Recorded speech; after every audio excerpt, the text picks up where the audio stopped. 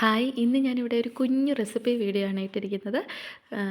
ഏകദേശം 2 സാധനങ്ങൾ മാത്രം മതി ഇതുണ്ടാക്കാനായിട്ട്. നിങ്ങൾക്ക് ഇത് കണ്ടപ്പോൾ തന്നെ മനസ്സിലായി കാണുമല്ലോ അല്ലേ? വാട്ടർ മെലൺ മൊജീറ്റോ ആണ് ഇന്നുണ്ടാക്കുന്നത്. അതിന് വാട്ടർ മെലൺ വേണം. പിന്നെ എന്തെങ്കിലും ഒരു ഡ്യൂവോ, സ്പ്രൈറ്റോ, സെവനപ്പോ ഏത് വേണമെങ്കിലും അതിലേതെങ്കിലും ഒരെണ്ണം കൂടെ നിങ്ങളെടുത്താൽ മതി.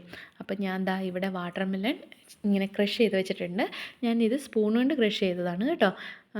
എന്നിട്ട് ഒരു ഗ്ലാസ് എടുക്കുക, അതിനകത്തേക്ക് ഈ ക്രഷ് ചെയ്ത് വെച്ചിരിക്കുന്ന വാട്ടർ മെലൺ ഇട്ട് കൊടുക്കുക. ഞാനിവിടെ ഇപ്പോൾ ഒരു അര ഗ്ലാസ് വാട്ടർ മെലൺ ഇട്ട് കൊടുത്തിട്ടുണ്ട്. നിങ്ങൾക്ക് എത്ര വേണോ അത്രയും എടുക്കുക.